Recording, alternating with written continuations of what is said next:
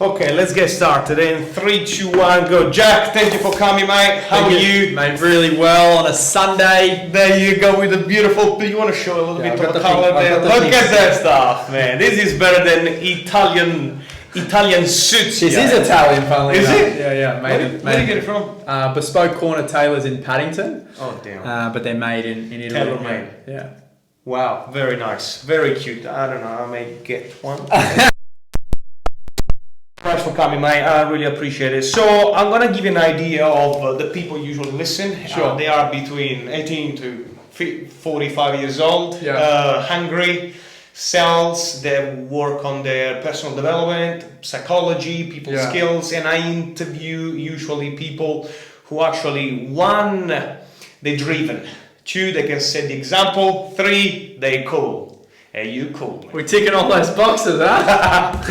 So let's start first of all who you are. Maybe you can describe what do you do, where are you based, and what's your day-to-day activity. So yeah, go for it, man. Yeah, so look, I'm sort of early 20s, 24 years old. I don't necessarily come from a traditional real estate background. You know, I grew up in Western Sydney, which is, you know, now we're in the eastern suburbs, which is probably the pinnacle of, I guess, society in Australia. Yeah. The western suburbs of Sydney is generally known as sort of lower socioeconomic area. Look, it's not too bad, but it's generally known as that. So I grew up there, you know, blue and white collar working family. And, you know, I just went to public schools. Wasn't necessarily a biggest fan of school. I got expelled from 2 high schools, and that was... Really? Yeah. That was sort of my out to sort of, you know what you did? Look, man, it wasn't even bad stuff. Like I didn't bash anyone. I didn't burn anything down. I just didn't want to be there, right? Like I didn't want to be there. I didn't want to be at school, so I distracted people all the time. I was always the class clown. It was always all about me, which is, you know, nothing much has changed. Now I get paid to do it. Sales, there you go. Yeah. So you know that was how I grew up. You know, my mother was like, you know, really hard on schooling. You know, she really wanted me to go to school, get a great education, go down that sort of path of. This is in Sydney or Newcastle? Yeah, in Sydney, man. I grew up in Sydney. So she was really disappointed when I didn't do well at school. She was like, you know, you've essentially failed me. So I sort of had that chip on my shoulder. Like, okay, well, I have no formal education now. I've been kicked out. I don't have a license. The only thing I can do is work with Dad, which was in the construction industry. So I was a labourer for 6 years, right? From sort of 15 to 21. Wow. 15 to 21 labour, so like pure physical work. Like get to work at 6 o'clock on site, you know, in your fluoros. What did you learn in the years? Yeah, well, that was the thing. So I sort of like pushed myself back into a corner, right? I could have went down the path of being in the construction industry. You can only climb the ladder so far, right? You can become a foreman or a site manager. You know, you earn okay money, but it's nothing to sort of run home and, you know, tell your parents about. Or I had a choice to, you know, educate myself and you know, do something with the money that I was earning. Because at 15 years old, right, you don't really have a lot to spend money on. I lived at home. My mum and dad paid for my clothing. They fed me every night. Like all I had was discretionary spending. You know, when you're our age now, you live out of home, you've got rent, you've got mortgages, you've got all the stuff that you do. You didn't have that when I was 15. So money started piling up quite quickly. You know, you'd be sort of banking $1,200, $1,500 a week, nothing to spend it on. By the end of the year, you sort of got 70 or 80 grand sitting in your bank. And I did that for 6 years. Wow. Yeah. So I mean, from 15 to 18, I saved.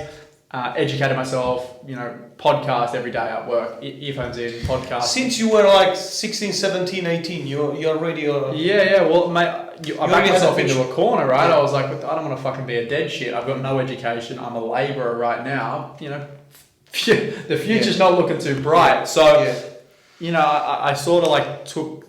I guess it was an unconscious decision at the time. I didn't really...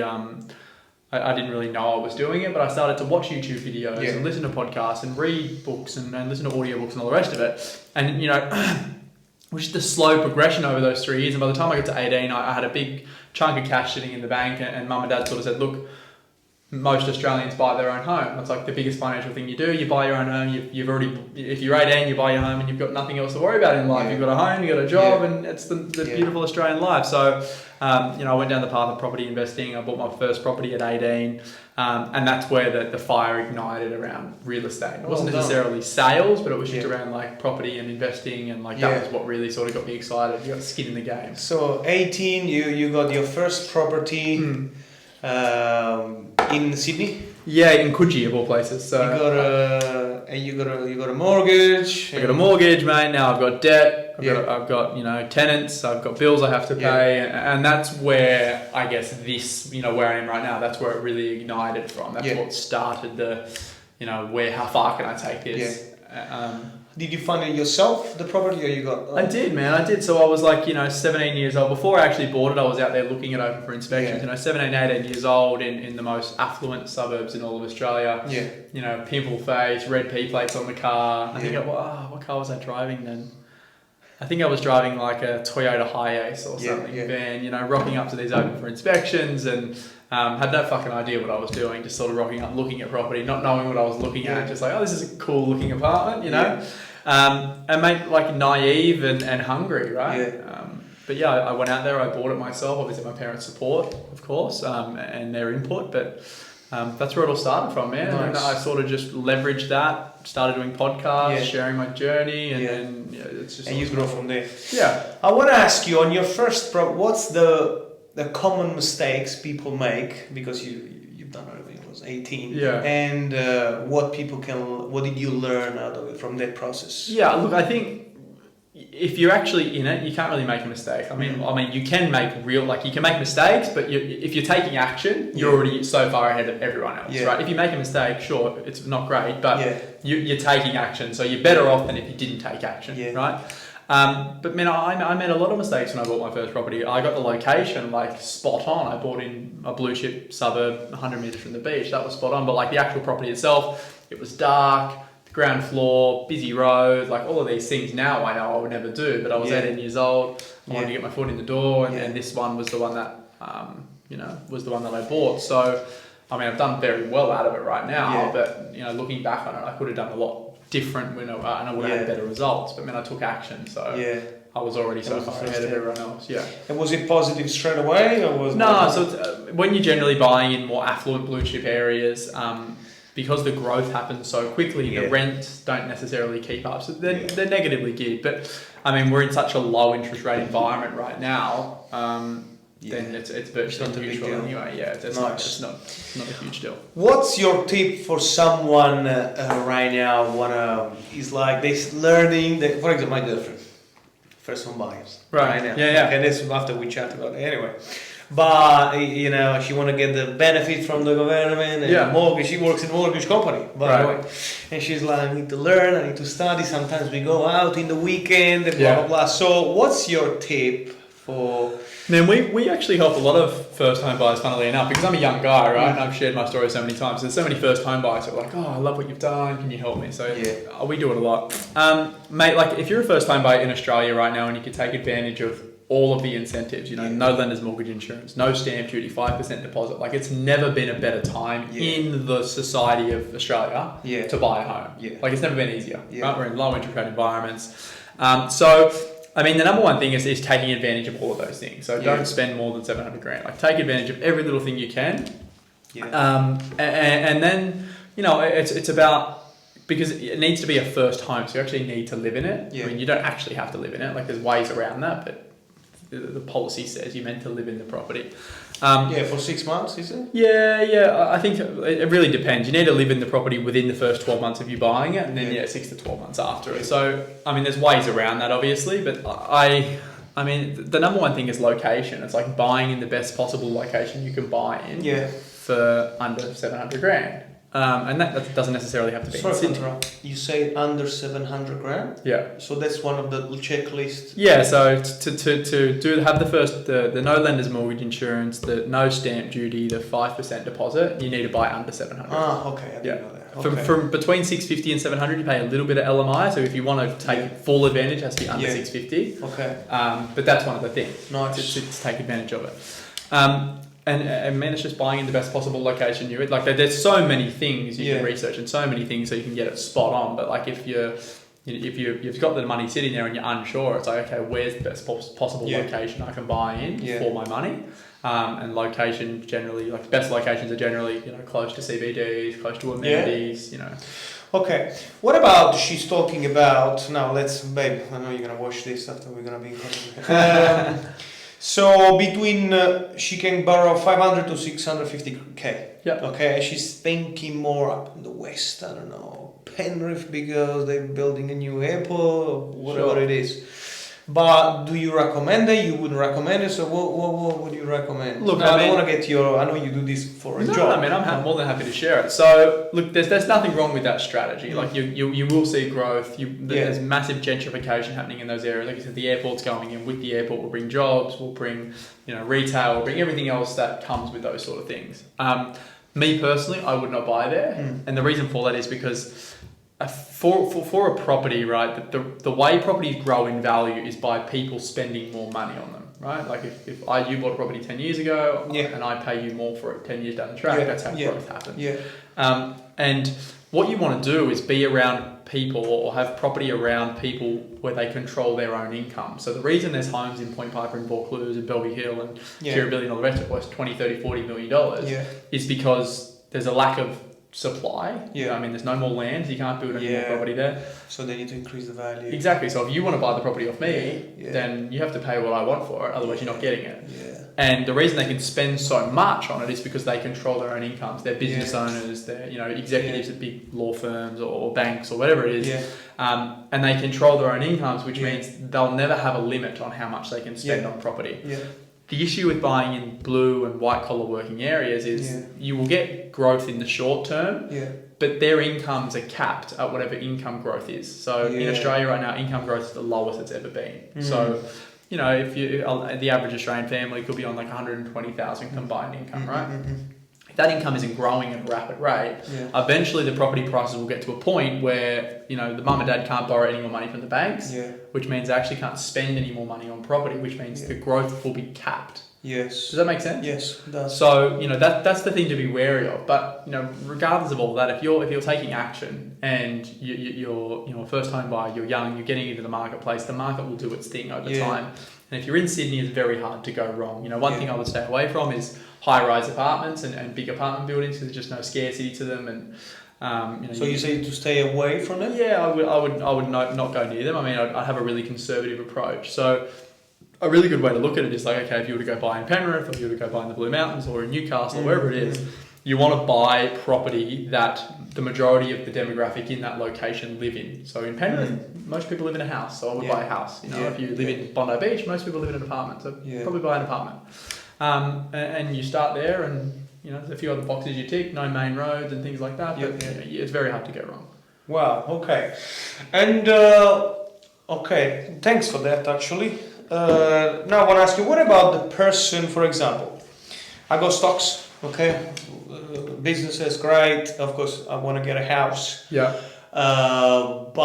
I don't want to live in there. I want to have like a property investment. Okay. Now, or my visa situation, whatever, but when it's gonna be.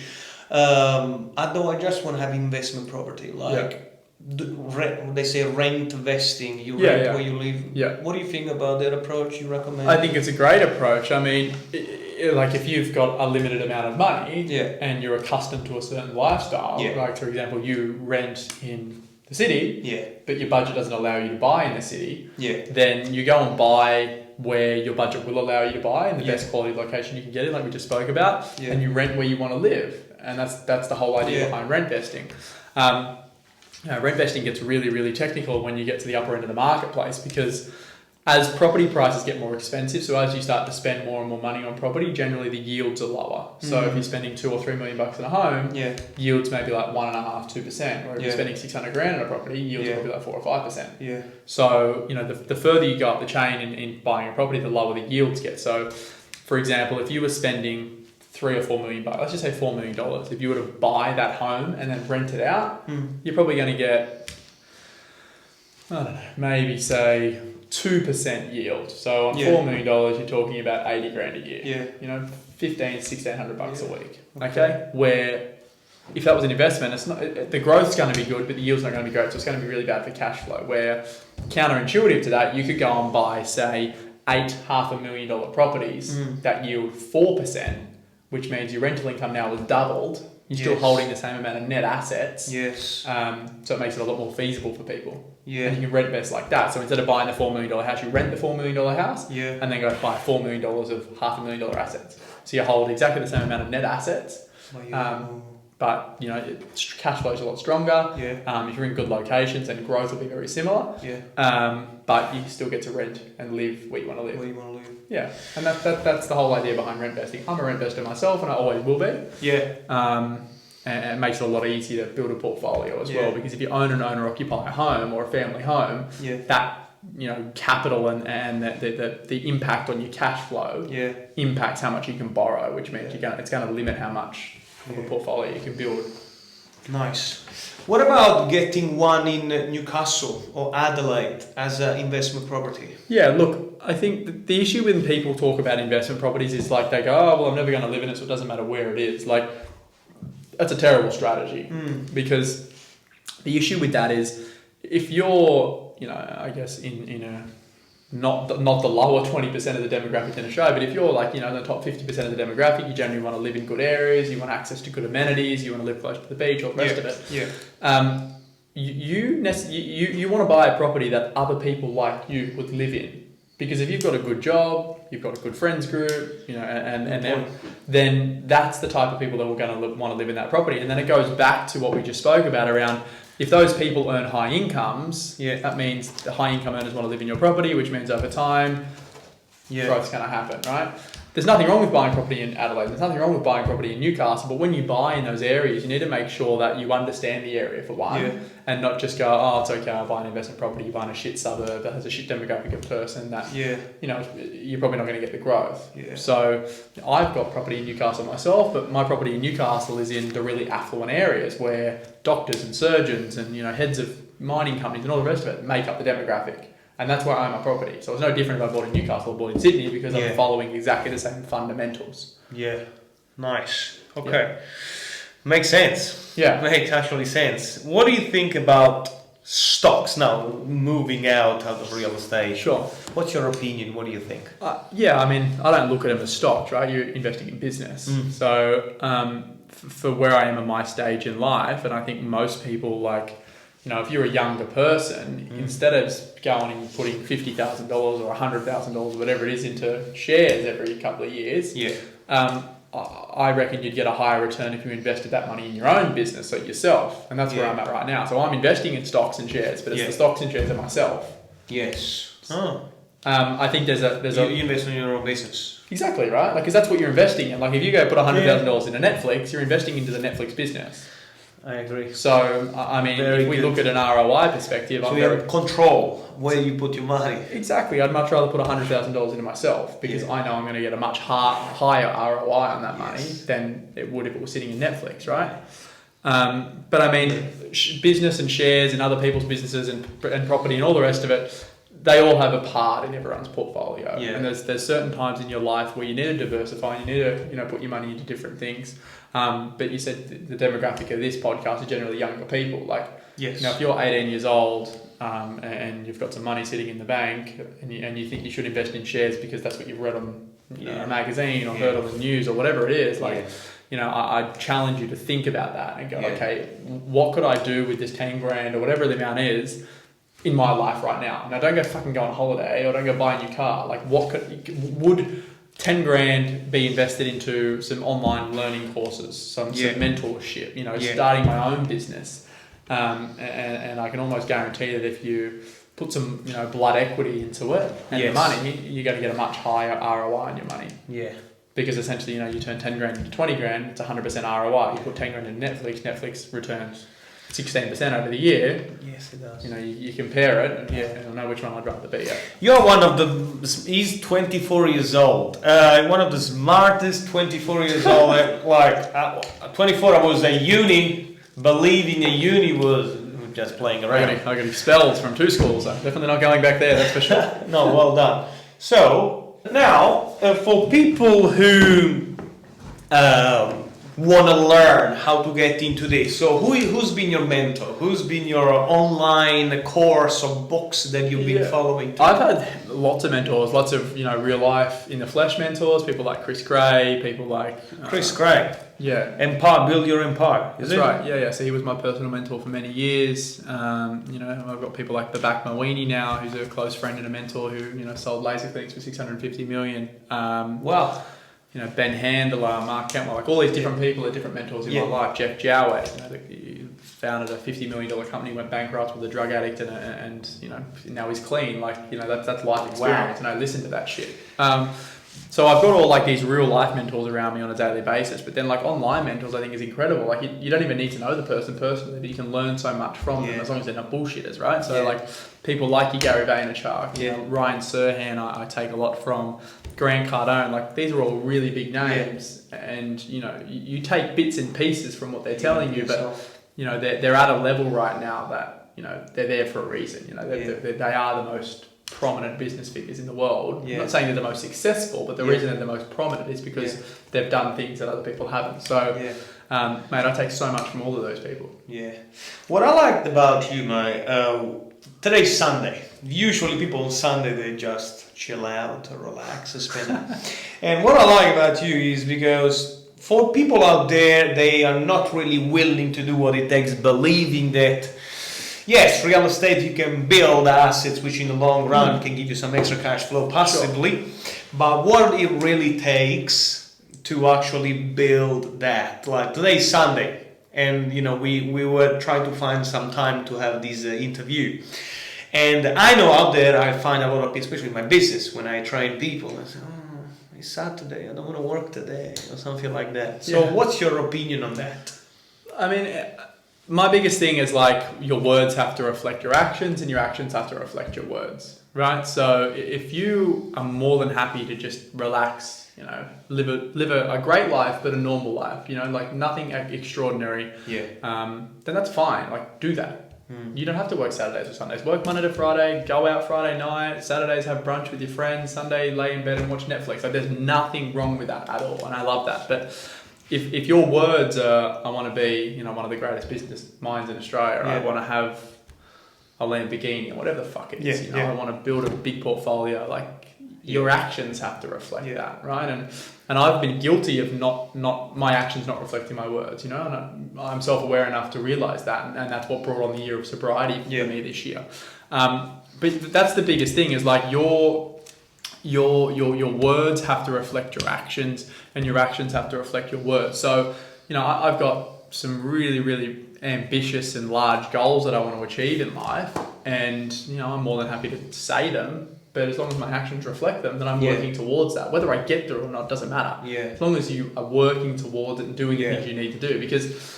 I mean, if you set your goals really, really high, then there's a good chance you may not get there in life, and there's nothing wrong with that. But you just have to keep building towards that, and not necessarily, saying one thing and doing another. Look, I don't work every single Sunday. I'd be lying. I mean, like physically work. I'm all like this thing here. It's constantly on. If I go on my WhatsApp now, I've got 30 clients that I'm constantly talking to 24 hours a day when I'm not sleeping. So I'm always working indirectly, but I don't get dressed up in my suit and go to the office every single day. That's 6 days a week, every week, but not 7.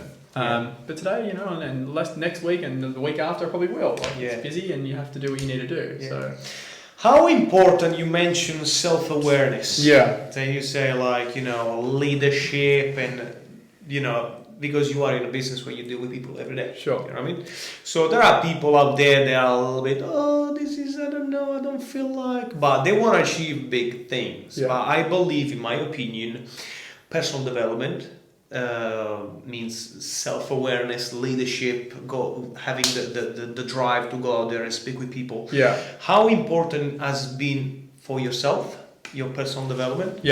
And what's your goal? I would say educational goal. What you think is your weak link that you're working on right now in order for you to get to the next level? Personal development in my life has been huge because I grew up in a very normal society. Like I grew up, everyone had normal jobs. No one had is incredible. Like you weren't inspired by anything, if that makes sense. So, you know, you essentially are a product of your environment, and I believe so heavy in that. So if I didn't go really hard into self-development and sort of grow out of where I was, then I look back at all my old friends and you know, people I grew up with, and they're just, that's where they're going to be. You know, like you can see it now, and they're happy, and that's fine. But you know, I wasn't happy there. I knew I had more potential, and I knew I wanted to do better things.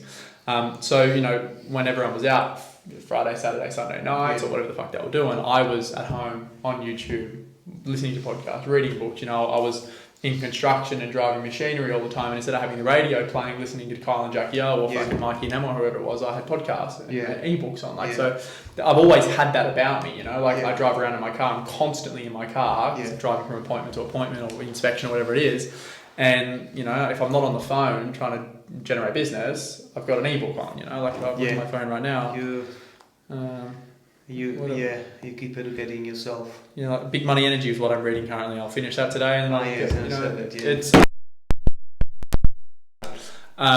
so it's so important. And if you don't have, like, if you are in a family that your mum and dad is, you know, just a normal worker, and that's they're happy being there, and all your friends and family are similar, but you have big goals and ambitions, like, it's going to take time for you to get around the right people. So you can be indirectly around them. Whatever you fill your head with is, you know, the way you're going to act and the way you're going to see the world. So if like that was the biggest thing for me. Like I was thinking completely differently all the time, but I was still surrounded by those people, but I was always thinking differently, you know, like instead of seeing, I use this analogy all the time, instead of seeing like a, you know, a really cool car, like let's say Ferrari, like most people look at a Ferrari and go, fuck, that's so awesome. Like, they never think they can have that, right? And I know it's materialistic, but it's a goal. But like you look at it and you go, I can never have that. Where I used to look at it and go like, fuck yeah, I can't wait to have that. You know, like I always thought differently. What money to do, you know?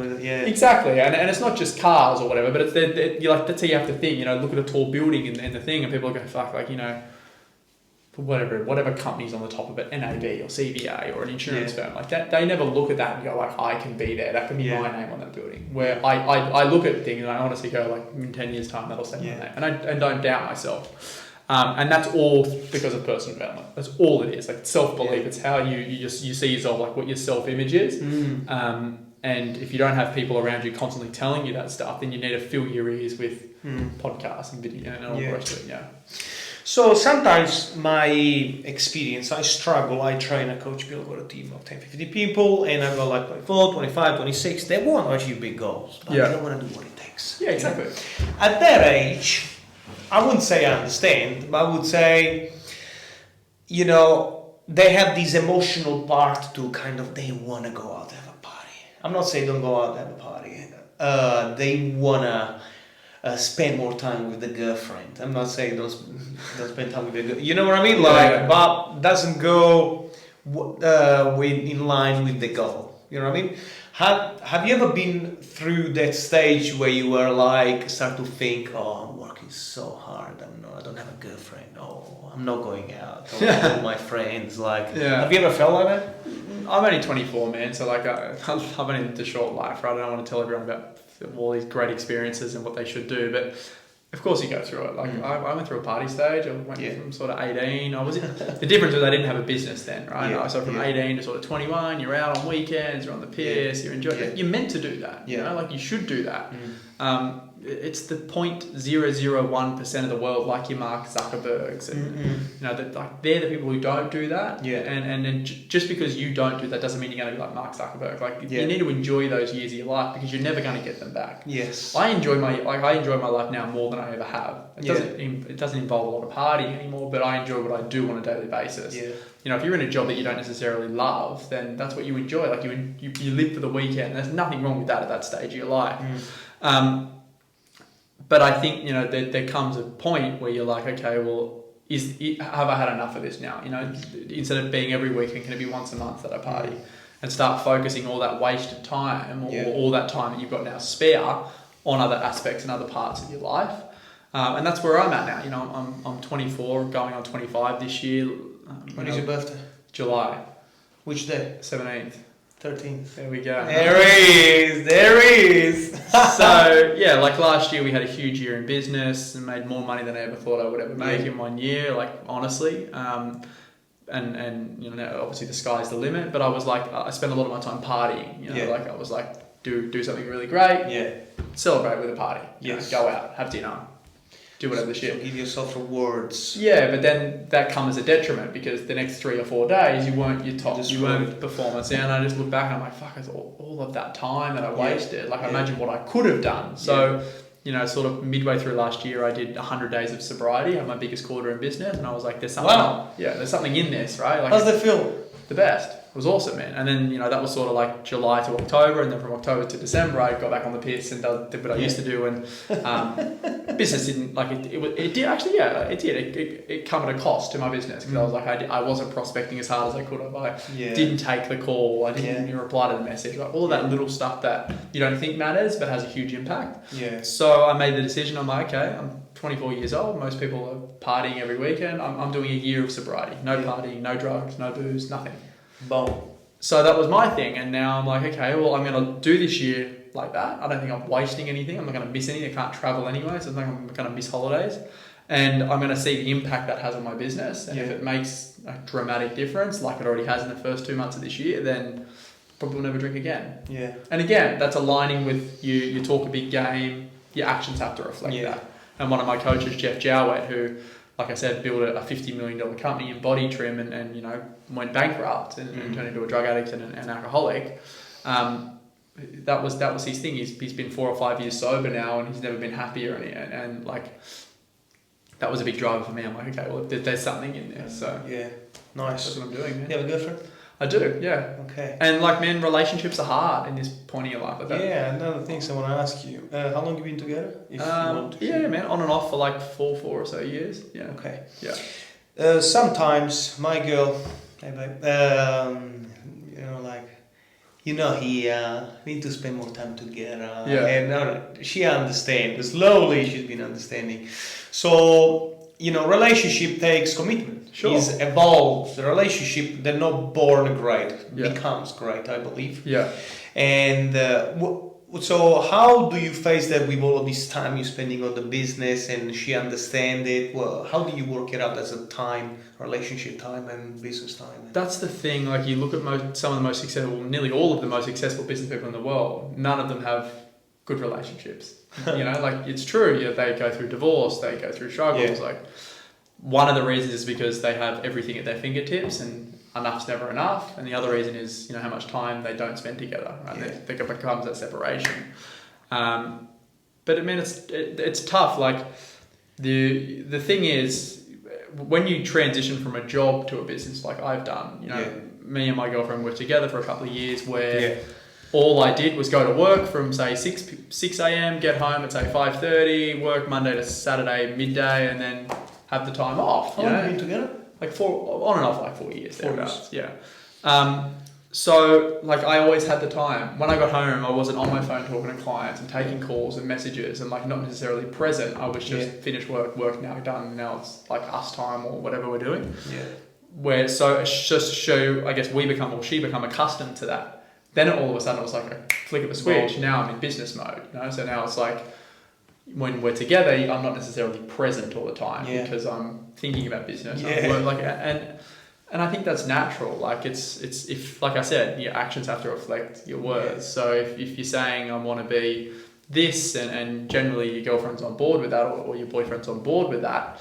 And you know they won't say no to the fruits of the labor. I can assure you that. You know when you're going on incredible holidays and you're living in the fancy house and you've got the great cars and nothing is out of reach. No one says no to that. Yeah. So it's like, well, if you don't want to say no to that, this is part of the journey. You know, it's we don't get to spend every second together. We don't necessarily, you know, get to see. Like I see my girlfriend maybe once a week, twice a week max. Because I'm constantly between Sydney and Newcastle, so I see her when I'm home. I'm home for 2 hours. I go to sleep. Yeah. So, but you know, if it works out, 15 years down the track, you know, your partner doesn't necessarily have to work. She chooses to work, or he chooses to work. Like they, you know, your kids get to spend a lot more time with your family because you don't have to worry about going to work 12 hours a day. You know, like it comes down to your personal life. But I think the hardest thing is switching off. That's what I find is like when you book a nice dinner in or you know go for a weekend away, it's like I struggle with the switching off bit. I feel like you always need to. Yeah, and I don't. Like the reality is you don't need to do that. Yeah. You always feel like you have to. So that's what I really struggle with. Even when we do nice things together, it's like, fuck, I'm always, you know, thinking about the deal. Yeah, or like what should I do next? Or I see something, like, fuck, how can I implement it into my business? Have you done meditation before?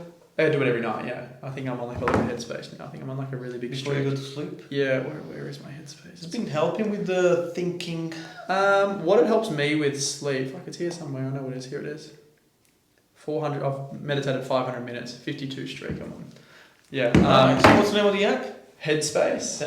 Yeah. There you go, free promotion. So, yeah, it helps. Like, it does... some people say it helps quiet their mind, like, you know, from negative thoughts. I don't have those negative thoughts. Like, I'm honestly one of the most positively thinking people. I have a really, really strong self-image of myself. Like, I really do believe in myself. I see myself as a great person. I've definitely done bad things in the past, and I've definitely not been the best person I can be, but overall I see myself as a great person. I think that's really something that it helps. But what meditation does for me at the end of the night is like, okay, because I generally am doing this all the way up until when I go to sleep. I'm emailing, I'm texting, I'm, you know, posting content, I'm, you know, replying to messages, whatever it is. And then all of a sudden it's like, hey, it's sleep time, and your brain just doesn't work like that, right? It's like, so what meditation does for me is like, okay, I turn my phone off, I set my alarm, I put my AirPods in, click meditation. Depending on what time of the night it is, this is how long I actually meditate for. What time do you go to sleep normally? Usually 10. I'm up at 10 to 5 and I'm asleep at 10. So I sleep for about six or so hours a night. 10 to 5. There you go. There's another thing I want to ask you. Okay. So you do 10, 15 minutes meditation? Yeah, no, sometimes only 3 minutes. It's the habit is the biggest thing. So like last night I was so fucking tired. So I'm like, but I need to meditate. So I was like, one of my goals this year was meditate 365 times for the year, so every single day. Wow. So even if it's 3 minutes, it's just doing it, making sure you stick to that. So I just, boom, headphones in, meditate for 3 minutes, quiet the mind, things out. Boom, sleep. Okay, and you wake up 10 to 5. What do you do the first thing you do in the morning?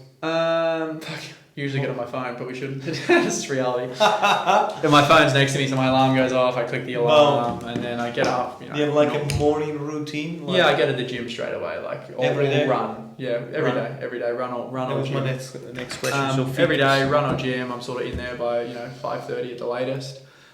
Do an hour of fitness, whatever it may be. Come home, shower. Usually have a juice or a coffee or something from one of the cafes down the road, and then I'm at the office by 7:30 every day. Boom. Yeah. Okay. And then, if I look at my week over the last sort of 7 or 8 days. So you put everything on the calendar? Yeah. So my last 8 p.m. was Monday, 8:30 was Tuesday, 8 p.m. was Wednesday, 8 p.m. was. And then so that my day finishes about 8 or 9, and that's real. It's not bullshit. Nice. So. Yeah. Okay, great. What's your darkest moment of your life you had? Like, what's the most difficult time in your life where you're like, oh God? If you want to share. Yeah, man. I think like when I've probably been my saddest is like a relationship breakup for sure. That's pretty heartbreaking because it like all of a sudden makes nothing else matter. You know, like your life could be the best. You could have all the money in the world, all the success in the world, and all of a sudden it just brings you back to reality. So I think breaking up with my first girlfriend, that was pretty challenging. Breaking up with my now girlfriend was pretty challenging. We split up a few times. Death is always challenging. You know, my nan dying when I was younger. Like all of that real stuff that all of a sudden makes everything else irrelevant. But man, like fuck, I've had a pretty good life. I'll be very honest with you. I haven't really, I don't come from a really dark background. I had really good parents. They worked hard. They instilled great things. Brothers? Yeah, I've got an older brother, very different to me. Like 2 kids with a third on the way. Family man. Yeah, very different to me. Working class dude. Good man. Okay. But yeah, I haven't. Yeah, man, I don't really come from that. And but look, I think that sort of shit really grounds you, right? Like you think everything's really going well, and you all of a sudden in an instant your life can change. Like your family member gets sick, or you get sick, or someone dies. Like all of a sudden it's like nothing else, none of this stuff matters. It's like it's real, it's life. Okay. How important is to have the positive mindset? Now I'm not saying you gotta smile all the time, but like the approach of removing the pessimism, not only for yourself, but all the people around you, your house and your business. Man, it's everything, right? Like if you're around, I call them energy vampires, then it's fucking, it's like just sucks the life out of you. So, especially if you run a business and it's your own business, I mean, you're like getting rid of negativity, energy leeches and just making sure, because like life's not always going to be happy and dandy, but like, just having great perspective on things, right? Like, this morning, for example, walking up to the cafe, had breakfast at Paving just before I come here after my second meeting, boom, smashing breakfast, walking back, and there's a homeless dude there, right? Like, you just look at him and just straight away it makes you like, just gives you perspective. Like, he sits there, it doesn't have, I don't know what's going on in his head, obviously, but like just no money, no meaning for life. And then straight away my thoughts are like, why did I get so lucky? Why am I so lucky? I tried to buy him a coffee, funnily enough, but he didn't want a coffee. But it's just like constantly having perspective. We had some coaching the other day in the office from a good friend of mine, and he was talking about all this kind of stuff and like just going through some of the, because he's a lawyer, so some of the people he's represented over time and what their stories are. And I mean, like, if you live in Australia, you're fucking one of the 1% of the world, right? And that's how you have to look at life. Like, you could be having money issues, you could be having relationship issues, whatever it could be. Like, someone on the other side of the world would die for your issue. 100%. And it's hard to have that all the time, right? Because, as human beings, we're self-centered. It's like no one else matters except us in some situations. But I think it's just having, I guess the ability to always ground yourself and be like, is it really, step away and go, is it really that bad? I'm allowed to be upset about things, especially if I work so hard at something and it fails, and you're allowed to be upset and disappointed, but don't let that become your life now. It's like, that's a one page of the book, now you move on to the next thing. Nice. Thanks, mate. Mate, last a couple of questions, if not, keep going. How long has it been? It's been like 45 minutes. Okay, great. So what else I want to ask you is, what's your goal now how do you see yourself in 10 years? Yeah, I mean, I'm very young, man. So 10 years is, I don't know what it looks like, to be honest. I think... Still a pink suit? Yeah, probably pinker suits. A big range of them, actually. I like it. I actually really like it. Thank you. Man, I think, 10 years from now, I probably won't be in the buyer's agency space. I want to move into luxury developing like we spoke about earlier. That's my really end goal, is to be an international boutique luxury developer of residential buildings. Sort of all the big cities in the world, New York, Sydney, Paris, whatever it is. Like I want to have my name on buildings because I think I can have a big brand. Yeah, exactly. I want to have a global organisation. Whether that happens in 10 years, I very much doubt that. But that's what I'll be working towards. And just living a happy life, being content every day, enjoying the journey. Nice. I think that's the biggest thing. So I know you already explained to me, but maybe for people listening, the difference between buyer's agent and a real estate agent. Yeah. So I guess what we do as buyer's agents or buyer's advocates is we advise the buyer in a real estate transaction. Sellers have always had a selling agent to represent them. A lot of people hate real estate agents. That's their opinion, but they've always had someone there, guiding them on what they need to do to their property to get it ready to sale. How the process is going to work, how to negotiate, what price they should take, blah, blah, blah, blah. Buyers, on the other hand, have just been like, we buy a property once every 20 years. Let's look at our real estate app and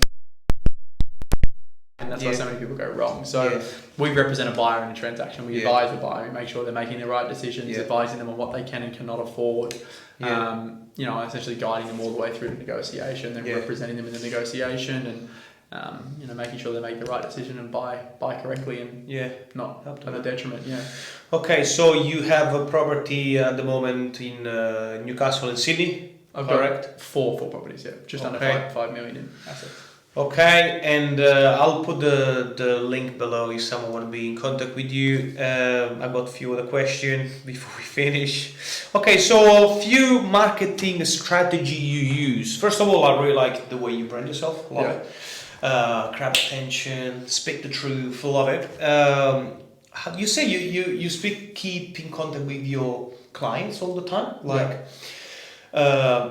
digitally talking, like how often do you have like a system like Josh Teosolino was talking about SMS system agency? I'm not into real estate. Yeah. I'm not into real estate, but I'm more into product and services. That's what we're doing.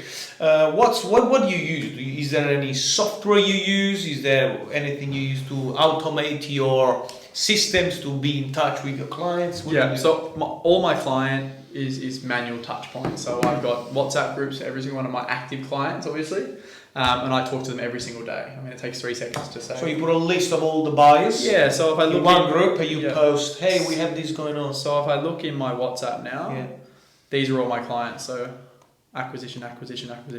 These are all my active clients right now. Yeah. And I talk to them every single day. So, hey John, just want to let you know nothing's changed today. Talk tomorrow. Hey Sarah, just went through this off-market property. Think this could be a value? You see this? Yeah. All through WhatsApp. I use voice notes all the time, never text, and the reason for that is because it's so much quicker. Yeah. So instead of going, I just go send. You know? Yeah. So that's how I interact with clients. Like in terms of my actual business, obviously we've got a CRM where we maintain all our prospects and our leads. Yeah. All of our email nurturing is systemized through our CRM. So we're not necessarily sending them out every single day, but it's automatically happening, and our prospects and our leads are getting touched like that. A lot of my prospects I manually nurture. So like I'll manually text message people like, for example, I met with someone this morning. He's looking for a property in the inner west for $1.5 million. So I've sent him a little proposal and stuff across, and then say 2 days from now I'll do, hey John, just thought you'd find value in this article I recently wrote, and link him that. That's very important. It's like manually nurturing people so they feel their personalization. Yeah. But then in terms of like my content and how I create my content, like I've got the media business that's a subsidiary of Henderson. Yeah. And like the easiest way to do it, and Gary Vee's got a really good content deck for people if they want to have a look at this. It's like one pillar piece of content, which for me is like my weekly vlog, for example. And then from that weekly vlog, we then, from all the content we've captured during the week, it's like that's where we get a lot of little 1 minute and 2 minute clips from LinkedIn and Instagram and Facebook.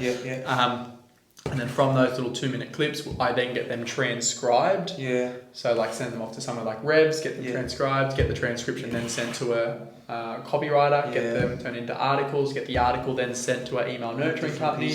That then gets turned into an email. So out of one piece of content, we've got 5 or 6 different things, like this podcast, for example. So that'll be an audio podcast. Then you'll be able to get 10 1 minute clips out of this. Get that then transcribed into a thing. The transcription is then an article. So like it's so easy to create so much content through one bit of something like this. Smart. Okay, so your media company is called No Media. I will put the link below. Okay, my last one.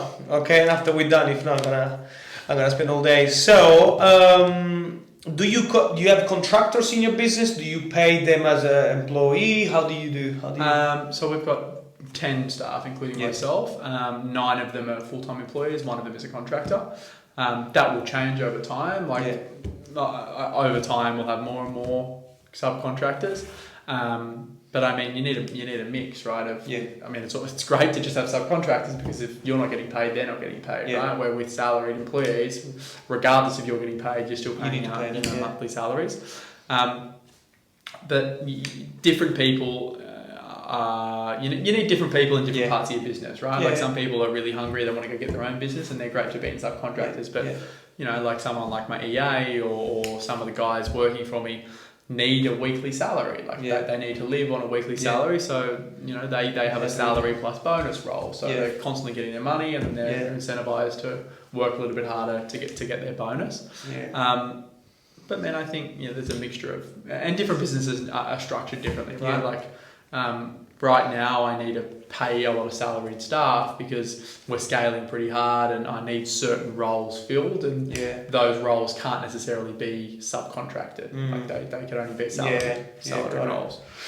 Okay, last one is your car. Do you buy with the business? What's the benefit? You get a tax benefit, is it? Because now I'm about to buy a car. So I think it's up to $50,000 of any business car can be claimed, and then everything over that is not claimable. But it's all through the business, man. It's a business expense, obviously. You put your brand name in there.